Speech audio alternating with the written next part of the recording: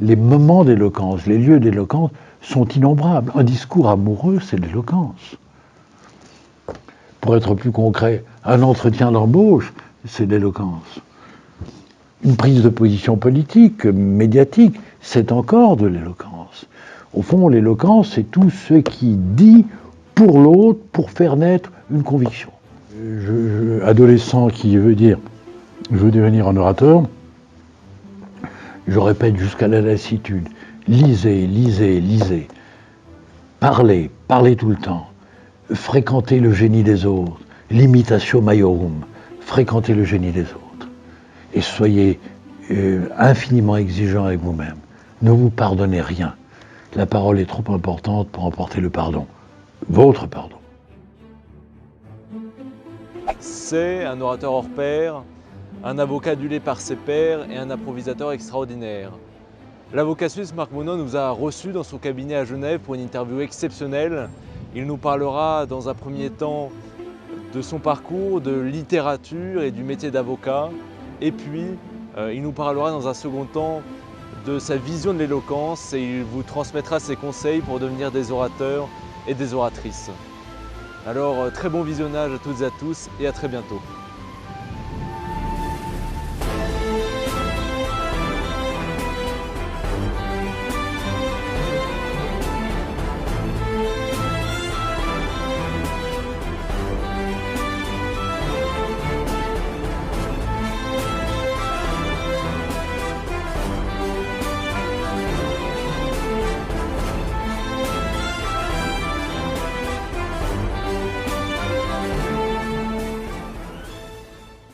Monsieur le bâtonnier, bonjour.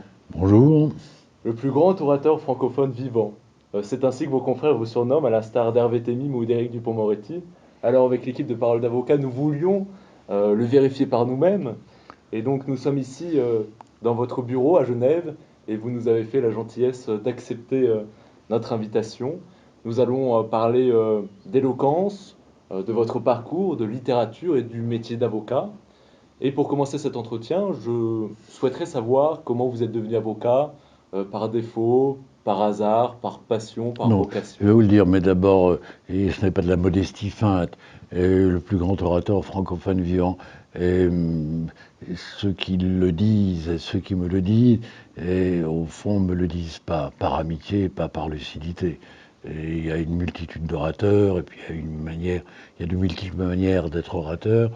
Mais c'est vrai que pour un avocat, genevois en tout cas, j'ai beaucoup plaidé de vrais procès, des procès fictifs. J'aime l'exercice de la parole et probablement, parfois, cet exercice porte ses fruits et parfois les jours néfastes, il n'est qu'un plaisir que je me réserve. Alors comment je suis devenu avocat ?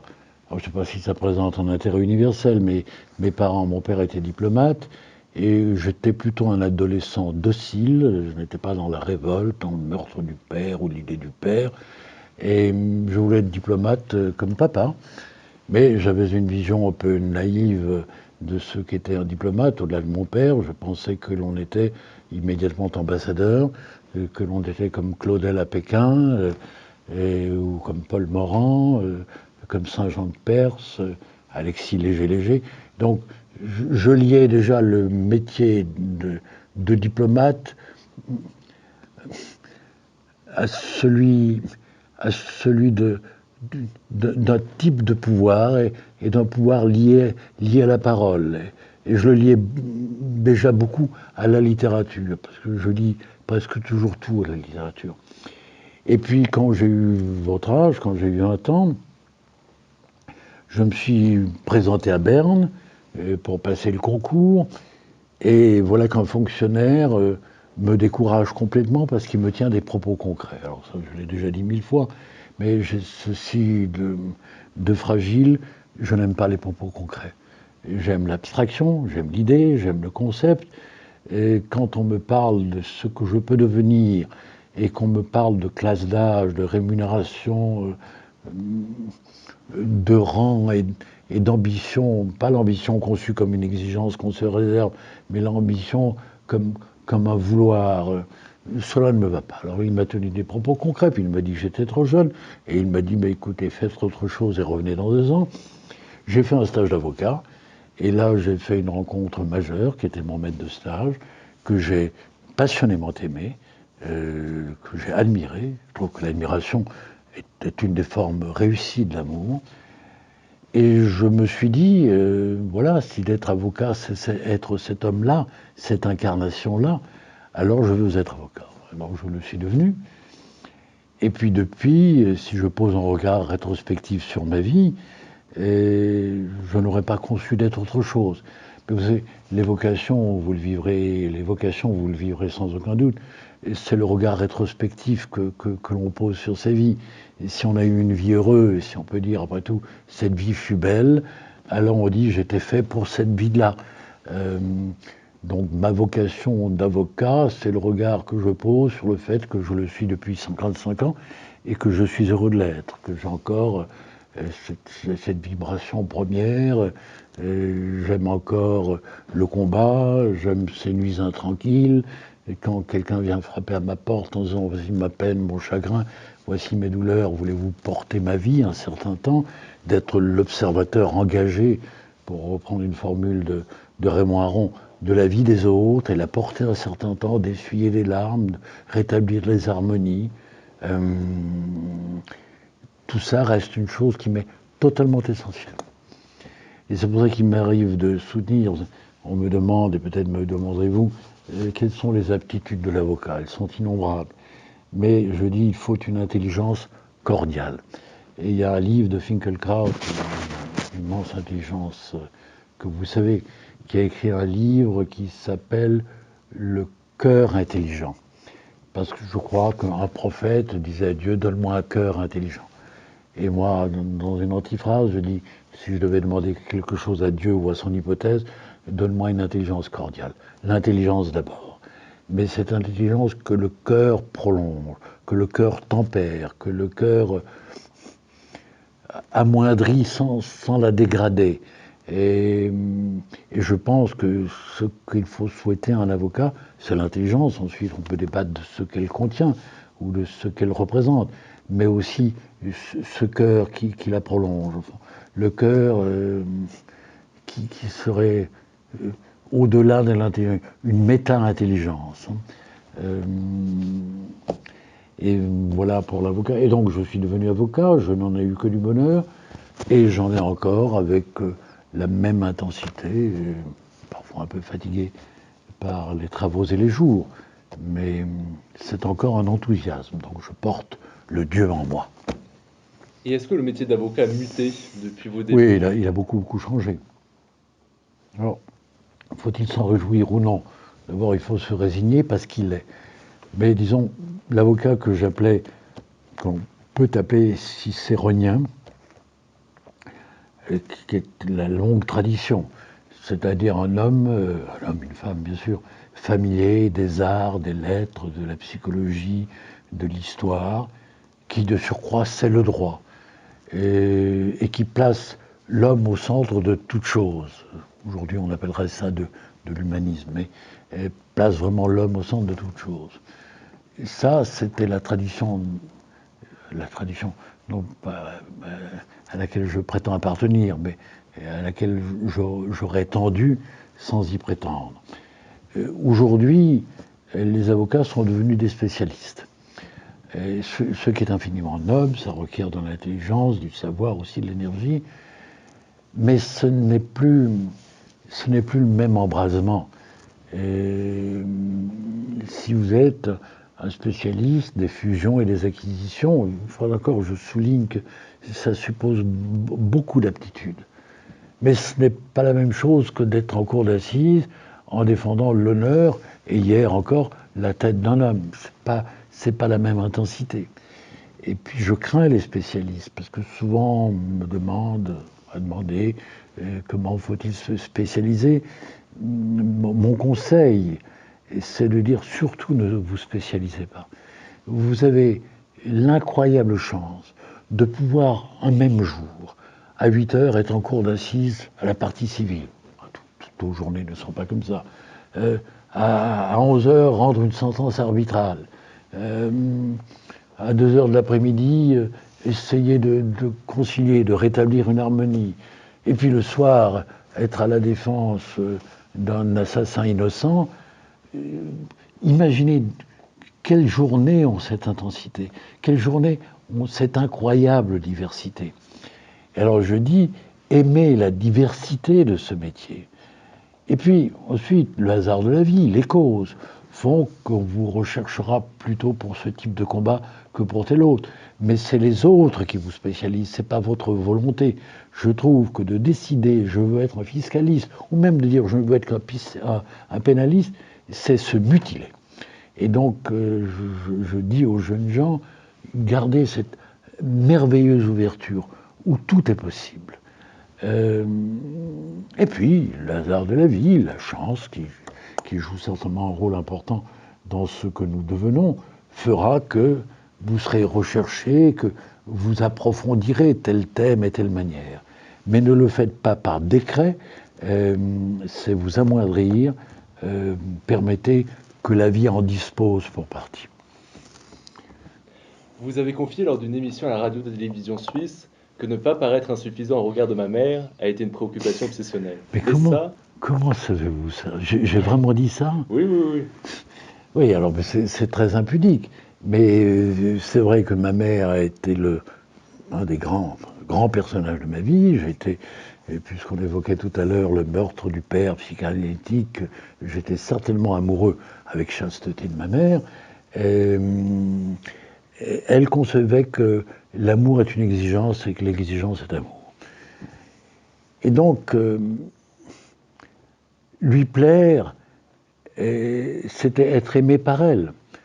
Et donc, beaucoup de ce que j'ai fait, de ce que j'ai voulu paraître, était dédié à ma mère. Bon, maman a été la dédicataire de l'homme qui émergeait. Plaire à ma mère, oui. Alors, puisqu'on en est à cette impudeur-là, nous avions un rapport intellectuel très, très dense. Et ma mère, qui était d'une intelligence confinante à l'infini, s'étonnait de ma modestie.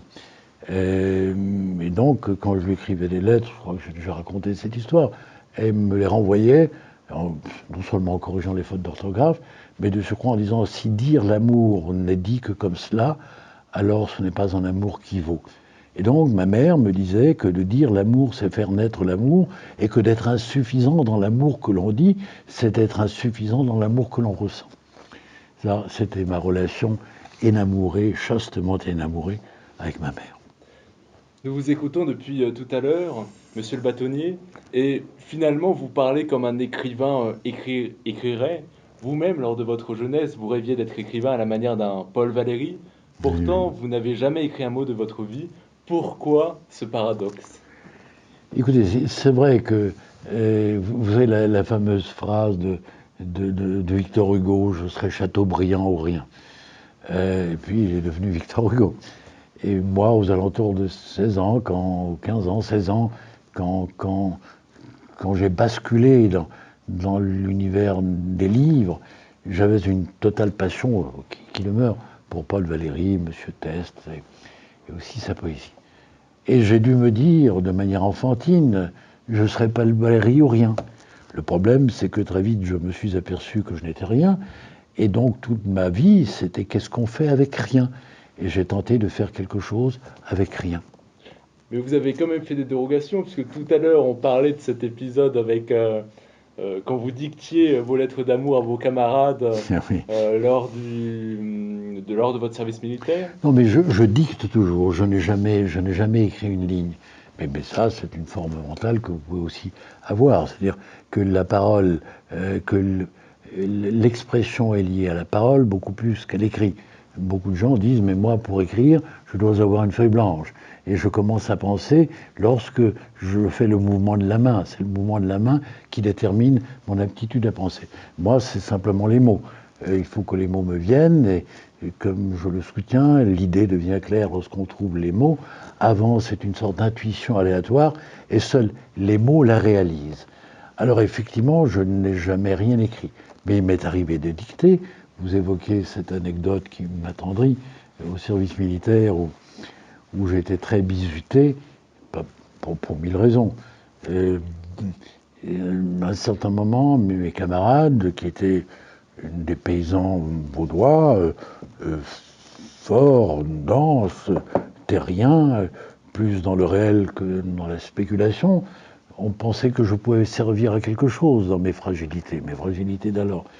Et donc, ils me demandaient d'intervenir lorsqu'ils avaient des problèmes administratifs, et lorsque leurs amours devenaient incertaines, et qu'ils essayaient de reconquérir leurs femmes lointaines, ils me demandaient de dicter des lettres d'amour, et je dictais donc des lettres d'amour qu'ils envoyaient, qu'elles recevaient. Et comme je vous le disais tout à l'heure, certaines d'entre elles suscitaient l'émoi, l'affolement des sens, et quand ces jeunes soldats vaudois rentraient de la caserne le samedi et le dimanche, ils étaient accueillis par une ferveur que j'avais fait naître.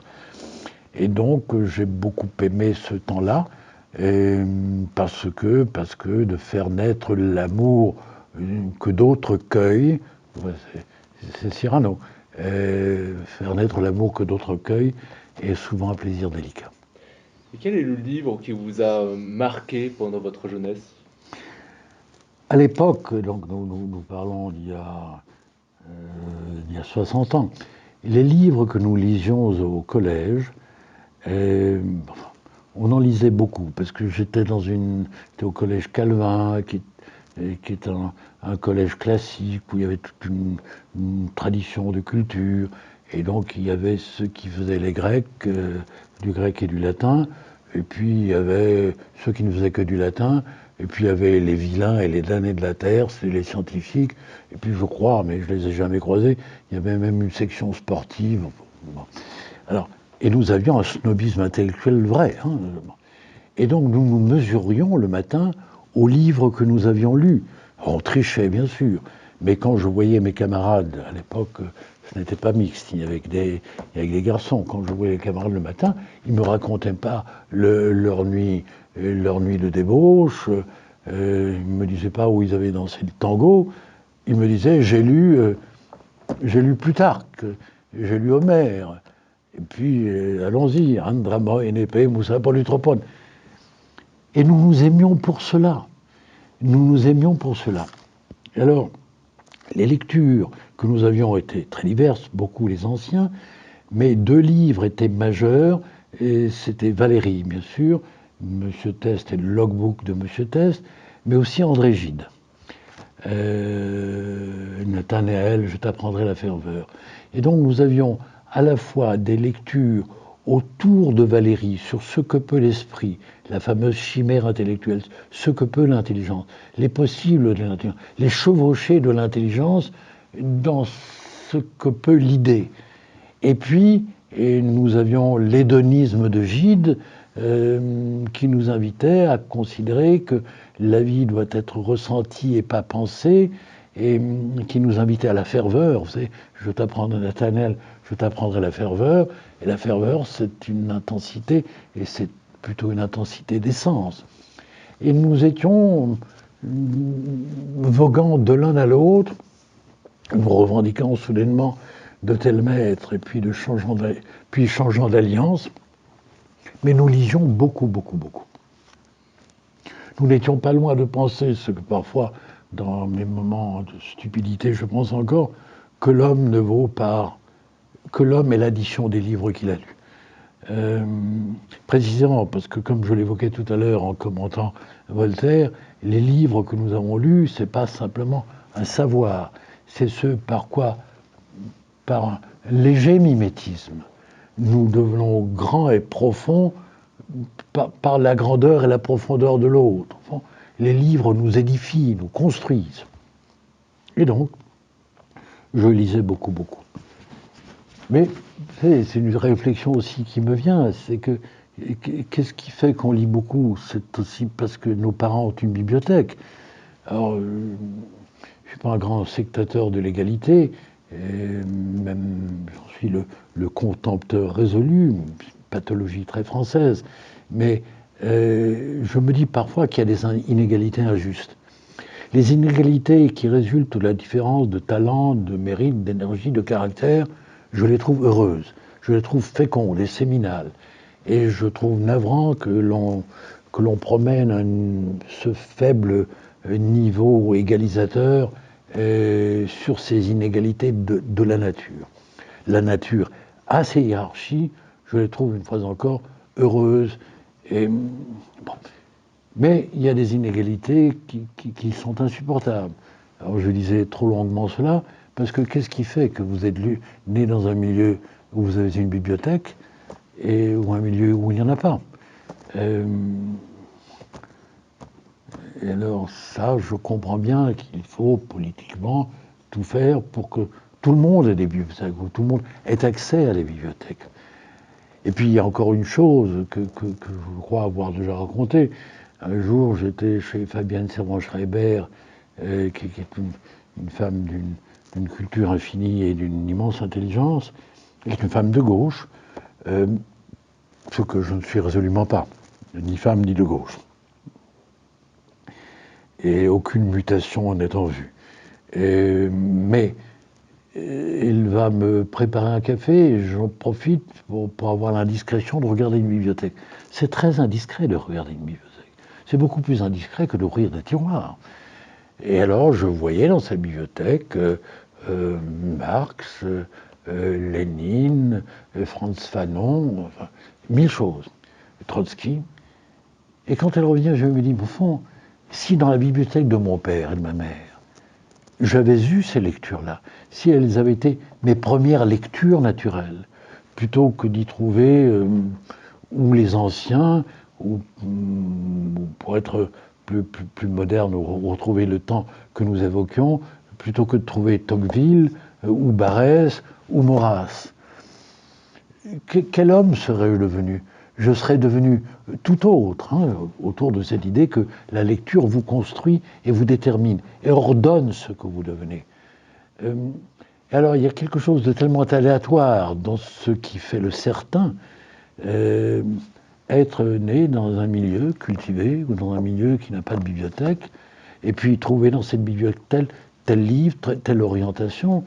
Et donc j'ai souvent été frappé, même sidéré de voir à quel point ce que nous tenons de certain en nous vient de l'aléa, un coup de dé, qui abolit le hasard.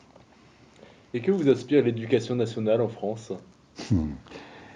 Écoutez, je ne suis pas certain de la connaître. Bien sûr, j'entends beaucoup ce qu'on en dit. Je crois qu'elle est une faillite.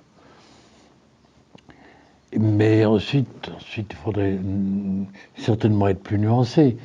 Mais une faillite parce que je crois que c'est une éducation qui est devenue très idéologique.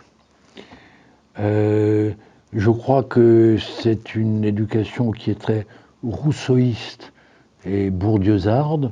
Alors bourdieuxarde autour des élites qui ne doivent pas se reproduire. Enfin, ce que je comprends, simplement de combattre la reproduction des élites ne fait pas que ceux qui n'en sont pas deviennent des élites. Et pourquoi ne combattrait pas la reproduction des gueux? Parce que les gueux, les gens de peu, les intelligences médiocres se reproduisent à un rythme respiratoire, même par scissiparité. Et alors, je dis combattre au titre de l'égalité, que l'idée que les élites se reproduisent, ce n'est pas hisser ceux qui ne sont pas les élites. Et puis toute la thèse rousseauiste, mais qui a aussi contaminé nos écoles ici, c'est qu'il ne doit pas y avoir de maître. Qu'au fond, le savoir vient de l'élève et non pas du maître. Et de mon temps, ce temps dont j'ai si souvent la nostalgie, parce que je suis au présent au monde, mais sans l'aimer, le temps dont j'ai la nostalgie, nous avions des maîtres. Ce n'étaient pas des instituteurs, ce n'étaient pas des accompagnateurs, ce n'étaient pas des gentils organisateurs de nos loisirs, et ce n'était pas non plus des infirmiers. Ils n'étaient pas là pour nous consoler de nos faiblesses. Ils étaient là pour rendre hommage à nos forces et exalter les supériorités qui pouvaient être les nôtres. Au fond, le goût des faibles. Mais je comprends la compassion, mais la compassion est devenue notre dernière passion. Nous n'avons que le goût des faibles, des vaincus, des damnés de la terre. De mon temps, on préférait les héros aux victimes. Je comprends bien qu'on puisse dire 1000 choses pour soutenir la thèse inverse, l'héristique de Mondo. Et je pourrais soutenir l'inverse, mais ce qui me vient le plus naturellement, c'est l'éloge des maîtres qui exigeaient, qui considéraient qu'ils étaient les centres du savoir, et qui ne disaient pas j'apprends autant de mes élèves qu'ils apprennent de moi.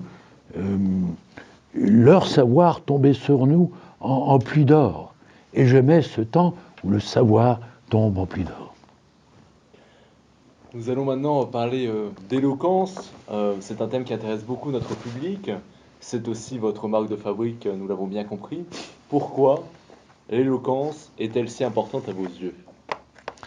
Bon, il faudrait peut-être s'entendre sur ce qu'elle est, pour ensuite dire l'importance. Alors parlons de rhétorique plutôt que d'éloquence. Parmi les 1000 définitions, vous avez celle de Reboul, livre remarquable sur la rhétorique. La rhétorique, c'est l'art ou la technique de convaincre ou de persuader par le discours.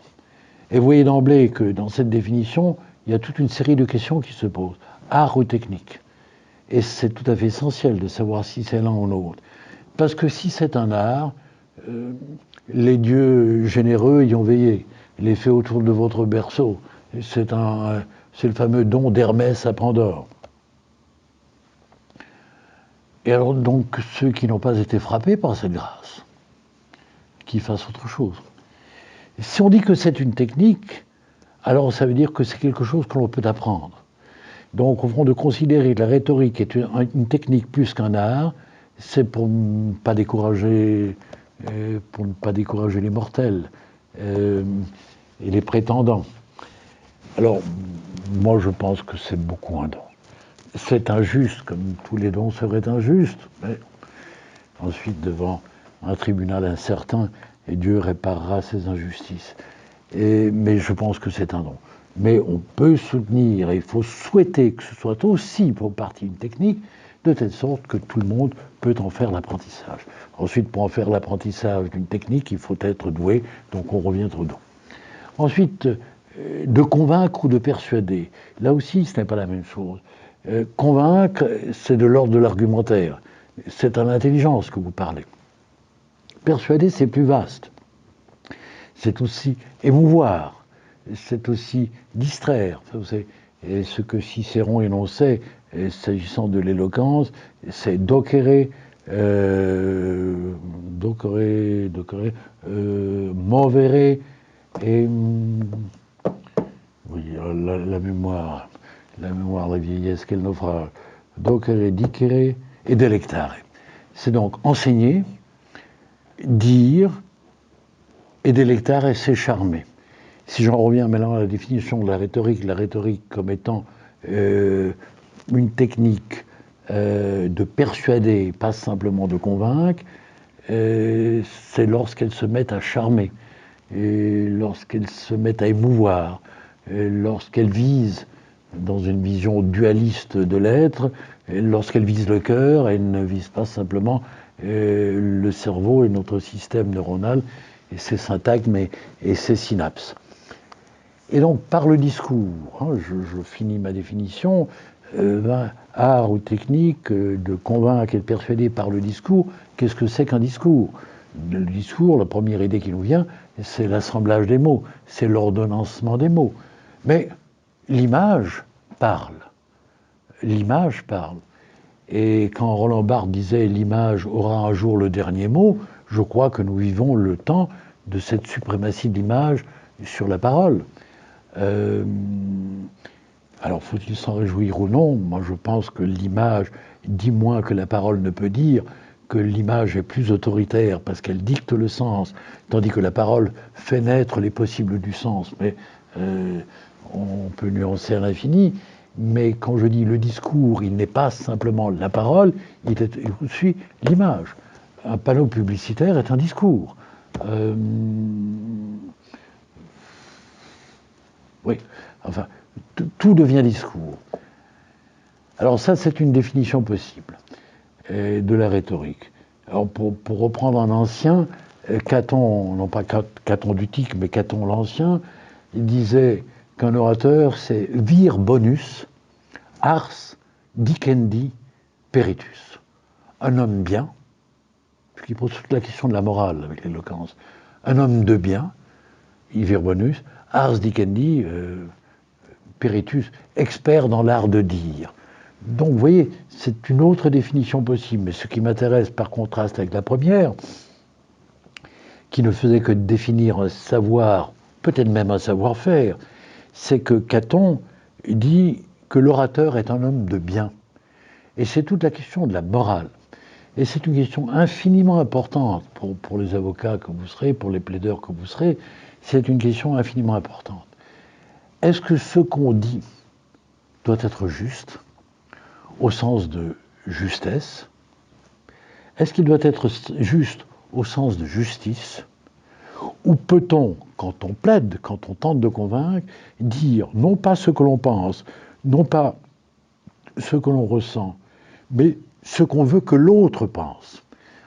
Et au fond, ne plus corréler notre parole à l'idée du bien ou du mal, du juste de l'injuste, mais simplement de l'efficace et de l'inefficace. Et c'est ce que certains sophistes antiques soutenaient, la parole la plus juste, c'est la parole la plus forte. Au fond, une parole devient juste parce qu'elle convainc. Elle n'est pas juste en amont, elle est juste en aval. C'est la justesse par les faits et non pas par la cause. Et donc, si j'en reviens à Caton et à Vir Bonus, de savoir si un orateur, un rhéteur, doit être d'abord un homme de bien, c'est-à-dire dans l'observation de la morale, avec immédiatement une nuance qui vous vient à l'esprit. La morale, mais quelle morale? Celle d'en deçà les Pyrénées ou de là les Pyrénées? La morale d'aujourd'hui, la morale de hier, parce que la morale est toujours circonstancielle et temporelle, et donc de dire qu'on est un homme de bien, on l'est peut-être aujourd'hui, dans l'immédiateté du jour. Est-ce que Caton, en disant que l'orateur doit être un homme du bien, pouvait viser simplement l'immédiateté du jour? Je ne pense pas. Et puis encore, non, voilà à peu près. Ensuite, il y a 1000 définitions. Barthes disait que l'éloquence est un métalangage. Et cette idée que l'éloquence est un métalangage est une chose qui me paraît essentielle de penser, parce que ça veut dire que l'éloquence vaut non pas par ce qu'elle dit, mais par ce qu'elle fait naître. Et ça, vous le vivez tous les jours, même dans une conversation ordinaire, même lorsque vous n'êtes pas à l'Assemblée ou au tribunal. Il y a ce que vous dites, ce que vous voulez dire, et parfois la réussite de dire ce que vous voulez dire. Mais votre parole ne s'arrête pas là. Elle se prolonge dans le regard de l'autre qui vous a écouté.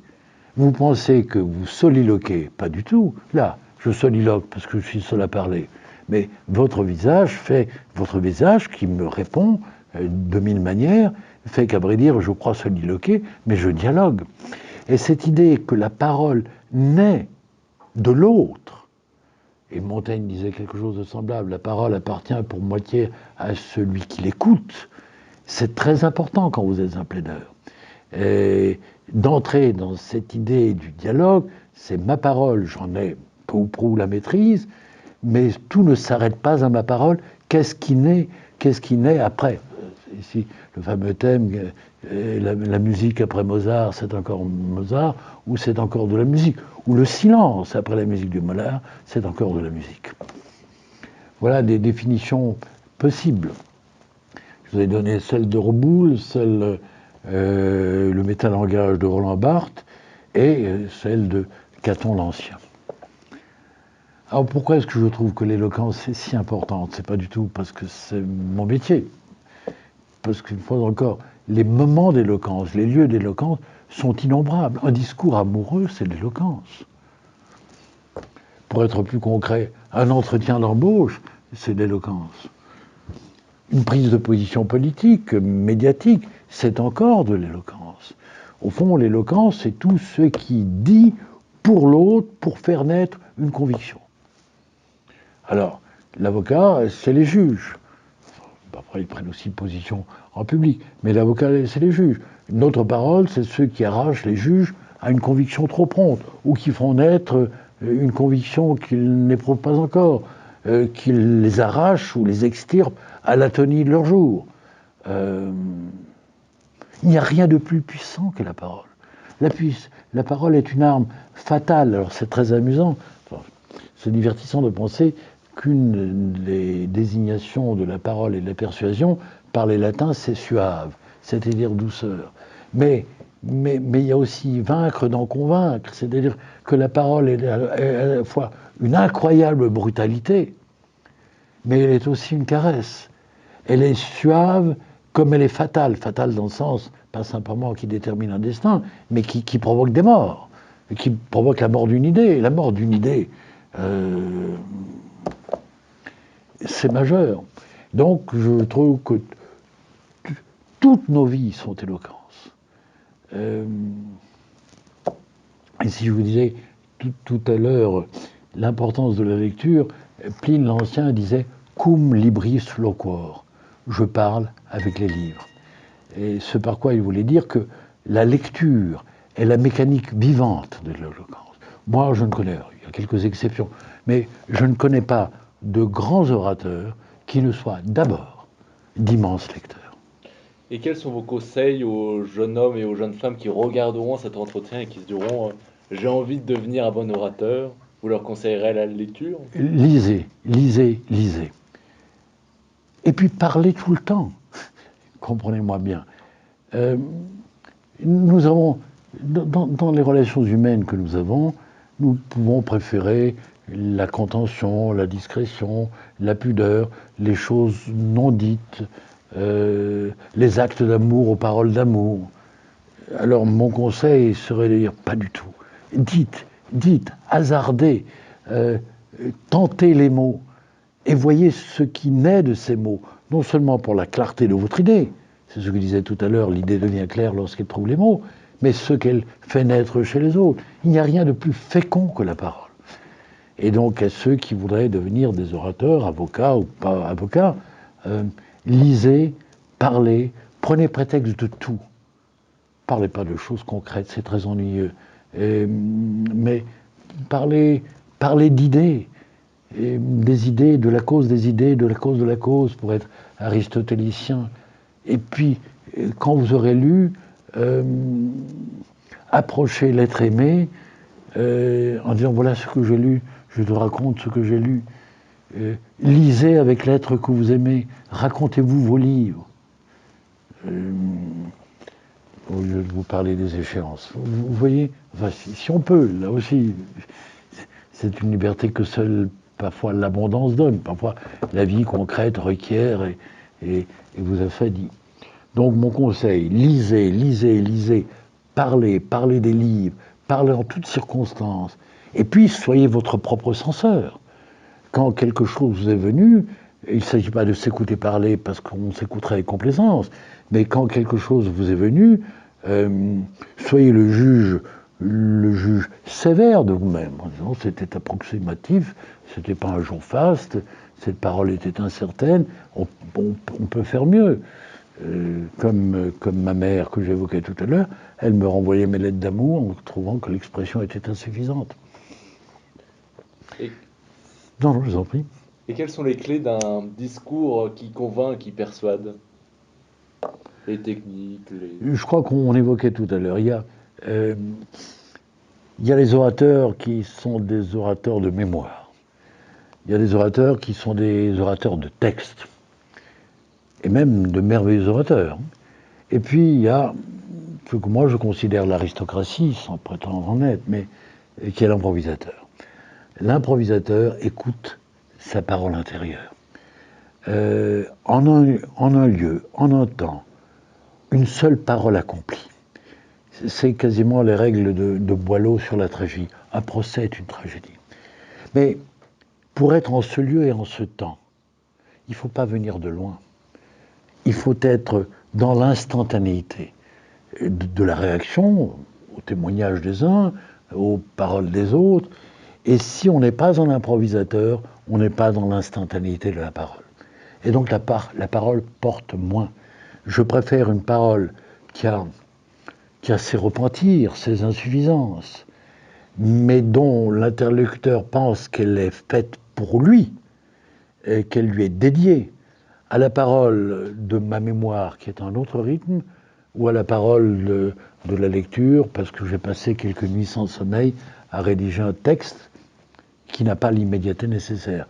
Mais sur l'improvisation, une phrase de Hugo que je cite souvent, Hugo disait de l'improvisation, c'est restituer en 10 minutes, en un quart d'heure, en 1 heure, ce qu'on a parfois passé une vie à penser. Parce que ce qui est improvisé par l'improvisateur, c'est la parole, c'est pas la pensée. La pensée, c'est nos lectures, notamment la lecture du dossier, qui n'est pas accessoire, nos rencontres, nos combats passés. On est lourd et léger de tout cela. Et puis vient le moment heureux où la parole est donnée, où la parole est prise, où tout ça remonte à la surface d'une manière ou d'une autre. Vous avez un petit serviteur, comme disait saint François de Sales, qui vous amène ce dont vous avez besoin pour avoir la parole qui frappe. Donc, cette idée de l'improvisation, de l'écoute de sa parole intérieure, du petit serviteur, qui vous... Parfois, il musarde avant de venir. Hein, et les jours mauvais, et les paroles ne me viennent pas immédiatement, ou l'idée ne me vient pas. Alors, quand l'idée ne me vient pas, on recourt rhétoriquement à ce qu'on appelle la topique, c'est-à-dire là où il y a une part de mémoire, on dit des lieux communs, les topoi, des lieux communs, qui ne sont pas nécessairement des banalités, mais qui sont des idées sur lesquelles l'autre sera nécessairement d'accord avec vous. Donc ça ne suppose pas la parole de rupture. Ensuite, quelque chose qui me paraît peut-être important, pour parler de l'éloquence encore, c'est sa naissance. Et ce n'est pas simplement sa naissance historique, mais sa naissance mythologique. Vous savez, les mythes sont des histoires fausses qui racontent des histoires vraies. Alors, parmi les 10 naissances auxquelles je peux songer de l'éloquence, pensez d'abord qu'elle est la fille de Calliope. Calliope, qui est une des muses. Mais la mère de Calliope, c'est Mnémosyne, la déesse de la mémoire. Et vous voyez immédiatement le rattachement que l'on fait l'éloquence avec la mémoire. Alors, vu par les Grecs, la mémoire n'était pas un élément de l'éloquence. Les Latins, et notamment Cicéron, mais principalement l'institution oratoire de Quintilien, a ajouté la mémoire. Donc vous avez l'invention, la disposition, l'élocution, la mémoire, qui est l'ajout romain, et puis l'action. Alors, ça c'est quand on prépare une plaidoirie. Alors, l'invention, c'est tous les arguments possibles, y compris les arguments de l'adversaire. Ensuite, la disposition, c'est comment regrouper ces arguments, dans quel ordre les prendre. Est-ce que c'est une gradation? Est-ce que ça doit être une chute? Est-ce qu'il faut pratiquer la prolepse, c'est-à-dire inventer le possible argument de l'adversaire pour le rejeter? Donc vous avez l'invention, la disposition, l'élocution, c'est comment dire. Comment dire? Avec quelle figure de rhétorique, s'il y a lieu, comment dire? Et puis la mémoire, qui est cet ajout romain, c'est-à-dire qu'est-ce que je dois avoir en moi, dans quoi j'irai puiser au cours de mon discours. Et l'action, qui est la 4e partie pour les Grecs, la 5e pour les Romains, l'action c'est ce que les Grecs appelaient aussi l'hypocrisie, d'où vient le mot hypocrite. Mais le mot hypocrite en grec signifie acteur. Et dans l'éloquence, aujourd'hui moins que d'antan, mais il y a une part d'action. Vous mettez en scène, vous mettez en scène, parce qu'il y a aussi le fameux langage corporel, etc., mais vous mettez en scène votre parole. La mise en scène de la parole est un fait d'acteur.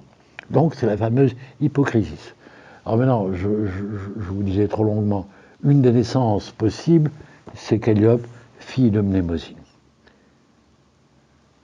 Une autre licence mythologique voudrait que l'éloquence, que le grec appelait peitho, soit la fille d'Athée, A-T-E. Athée, c'est la divinité de l'erreur. C'est grec merveilleux qui nommait tous les contraires avant de réaliser l'harmonie des contraires. Mais donc, la vérité est une divinité, aletheia. D'ailleurs, étymologiquement, c'est intéressant, parce que aletheia veut dire sans oubli. C'est une manière de dire encore qu'il n'y a de vérité qu'avec la mémoire. Alors, qu'est-ce qu'on fait quand la mémoire n'est pas souhaitable, ne serait-ce que pour la pacification sociale? Ça, c'est un autre discours. Donc, athée, l'erreur est une divinité. Aletheia, la vérité est une divinité. Mais de qui la persuasion peitho est-il la fille? D'Athée, de l'erreur. Et puis on considère aussi que, vous savez qu'Hermès, à un certain moment, que tous les dieux donnent à Pandore, la femme d'Épiméthée, donc la belle-sœur de Prométhée, et chaque divinité est requise par Zeus de lui faire le plus beau des cadeaux. Et Hermès va lui donner la parole rusée. Donc la parole éloquente.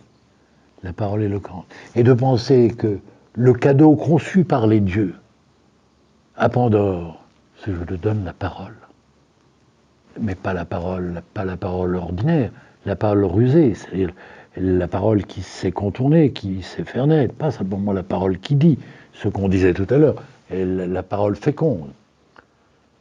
Et puis, quelle autre origine mythologique peut-on trouver à la parole? Elle est dans le cortège d'Aphrodite. Et notamment si vous regardez le Botticelli, la naissance de Vénus, et vous avez à gauche Éole, le vent qui souffle pour que l'embarcation de Vénus aille vers Cythère, et vous avez à droite un personnage dont certains soutiennent que c'est peitho, l'éloquence. Et donc cette idée que l'éloquence est dans le cortège d'Aphrodite, donc que l'éloquence est dans le cortège de la déesse de l'amour, me paraît inouïe de beauté. D'ailleurs, Bourdaloue, au XVIIe siècle, il disait « Il n'y a rien de plus beau que l'amour, sauf l'éloquence, parce que l'éloquence est amour ». Et si nous en sommes toujours à l'amour et à Aphrodite, Porcius Latron, qui est un contemporain de Sénèque le Père, disait « Dans le baiser, c'est la parole que l'on baise ».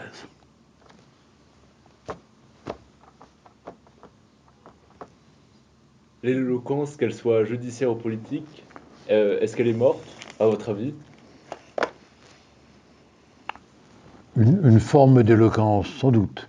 Elle est aujourd'hui plus factuelle, elle est moins chromatique, elle est plus sobre, elle est plus épurée. Les orateurs ne tonnent plus, ni ne murmurent. D'une voix égale, ils énoncent des faits, puis parfois la règle de droit et la nécessité de la subsomption.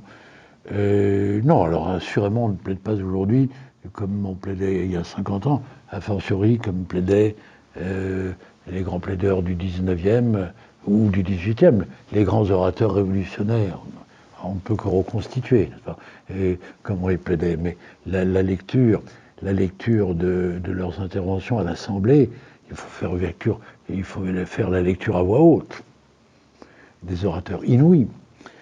Le 19e, vous savez, le 19e, Hugo disait père la grammaire, mort à la rhétorique, ou mort à la rhétorique, père la grammaire. Parce que c'est très typique du mouvement romantique, parce que Verlaine, lui aussi, disait prends l'éloquence et tords-lui le cou. Et ça, c'est le mouvement romantique où l'authenticité de ce que l'on dit prend le dessus sur l'art de dire. Vous voyez, il faut être sincère, il faut être profond. Et la profondeur n'existe que lorsque la parole ne vient pas contourner, orner, donc reconstruire. Et donc, au fond, le 18e a eu bien sûr ces grands orateurs, qui sont les orateurs de la Convention, les Dara, Robespierre et autres Danton, le 17e, Bossuet, Bourdaloue. Il faut relire Bourdaloue et Bossuet. Et puis Saint-François de Sales que j'évoquais tout à l'heure, et Saint-Vincent de Paul. C'est inouï. Alors toujours pour votre adolescent qui veut dire je veux devenir un orateur, je répète jusqu'à la lassitude, lisez, lisez, lisez. Parlez, parlez tout le temps. Fréquentez le génie des autres. L'imitatio maiorum. Fréquentez le génie des autres. Et soyez infiniment exigeant avec vous-même. Ne vous pardonnez rien. La parole est trop importante pour emporter le pardon. Votre pardon, ensuite. Et qu'elle emporte le pardon pour d'autres et d'autres, c'est encore autre chose. Et que pensez-vous de l'éloquence de nos hommes politiques français contemporains? Je pense à nos présidents, Nicolas Sarkozy, Emmanuel Macron, François Hollande. Écoutez, qui suis-je pour avoir une opinion? Mais je pense de grands orateurs à l'Assemblée. Jean-Marie Le Pen était un immense orateur. Mélenchon est un merveilleux orateur. Badinter, bien sûr, était un merveilleux orateur. Aujourd'hui, je ne suis pas bouleversé par l'art oratoire. Je peux adhérer et être bouleversé par mille autres. Je ne trouve pas que Macron soit un orateur. C'est un merveilleux homme politique, on peut le concevoir, mais il n'est pas un orateur.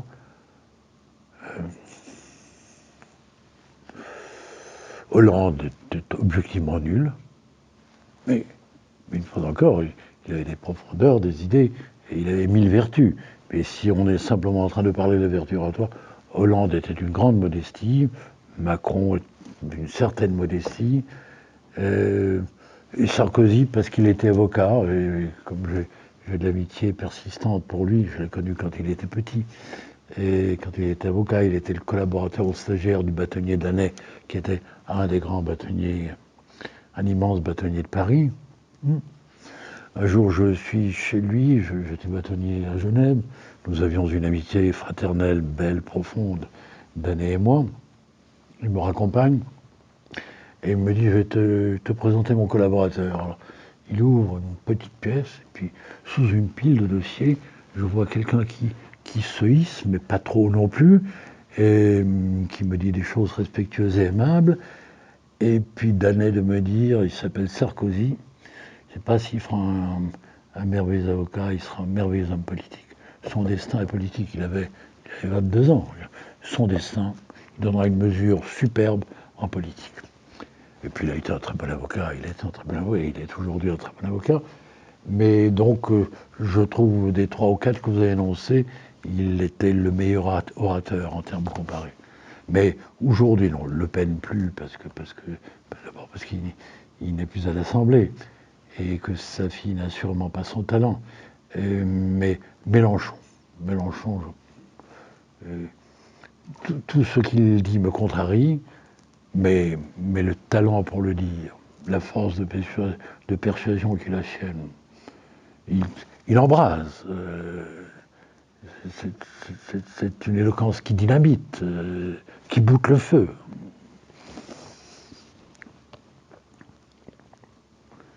Dans un tribunal, les mots claquent, émeuvent, et puis ils disparaissent et ils s'envolent.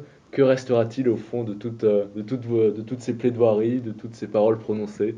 Les miennes, rien, rien. La mémoire de quelques-uns, la mémoire de mes proches sont mes seules archives.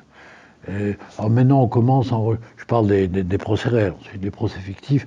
Vous m'avez confirmé que je suis beaucoup sur WhatsApp, YouTube, voilà. Alors je suis beaucoup là-dessus. Et alors, je sais pas qui les regardera dans 10 ans. Non, mais vous savez, c'est aussi une chose qui a été dite, mais je crois que c'est Hugo encore et encore. Et c'est qu'il disait au fond, un écrivain laisse des rames de papier, un ingénieur des ponts, l'orateur ne laisse rien, sauf des moments heureux où les intelligences s'enchevêtrent et naissent de cette étreinte. Cette ligne d'horizon, alors ce n'est pas tout à fait les mots d'Hugo, mais cette merveilleuse ligne d'horizon, où tout d'un coup, je parle dans l'intelligence de l'autre. Son intelligence est un langage. Et ces étreintes-là sont les plus belles étreintes. Non, le souvenir que moi je garde, et des moments heureux de parole, j'en garde le souvenir comme des étreintes heureuses. Le souvenir qu'on gardera de ma parole, il n'est vraiment pas nécessaire que ce souvenir demeure. Une phrase encore, mes proches, pour qui je serai une réelle présence, parce qu'ils auront en mémoire 2 ou 3 choses dites. Et puis le jeune étudiant à qui je m'adresse depuis 1 heure et demie, et qui dira, mais que m'a dit de faire Bonan? Est-ce que je me suis hissé, non pas à sa hauteur, mais à la hauteur qui m'a désigné? Bonan m'a désigné des chemins escarpés, en disant il faut préférer les chemins escarpés aux méandres en plaine. Voilà, je me hisse, et donc je m'exauce, dans le double orthographe du mot.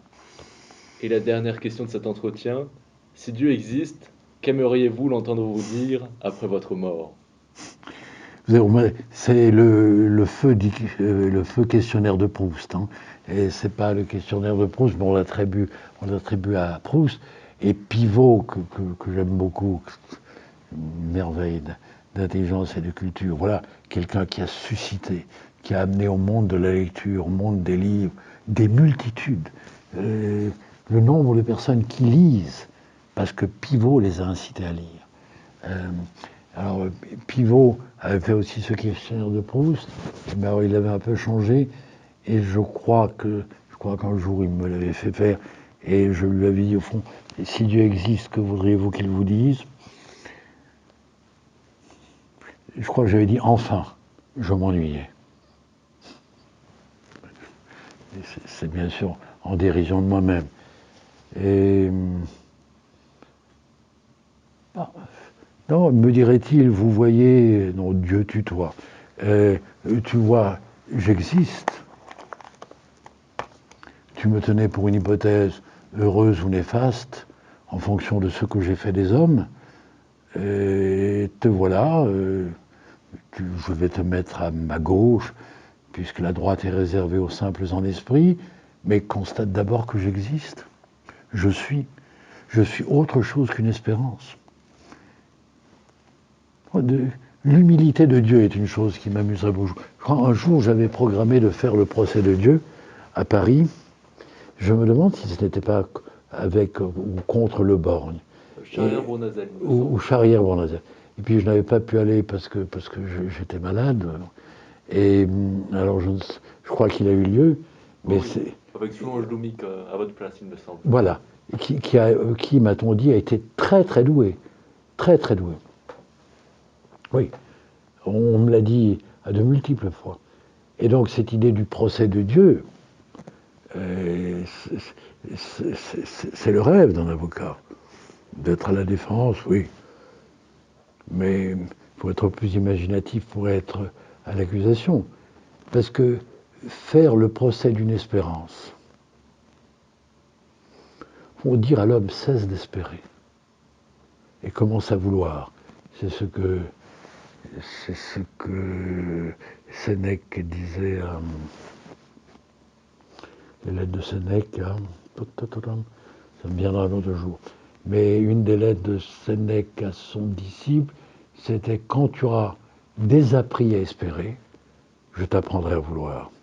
Ça, c'est une phrase d'une incroyable. Et c'est parce qu'au fond, la volonté ne serait pas compatible avec l'espérance. La volonté, c'est ce par quoi j'attends. Et non, l'espérance, c'est ce par quoi j'attends. La volonté, c'est ce par quoi je fais. C'était, oui, Sénèque à Lucilius. Sénèque à Lucilius. Alors, qu'est-ce que j'aimerais que Dieu me dise? Bon. Qu'il demande pardon? Qu'il demande pardon pour ce qu'il a fait des hommes? S'il est omnipuissant, omniscient, d'abord pourquoi est-ce qu'il s'est manifesté si tard?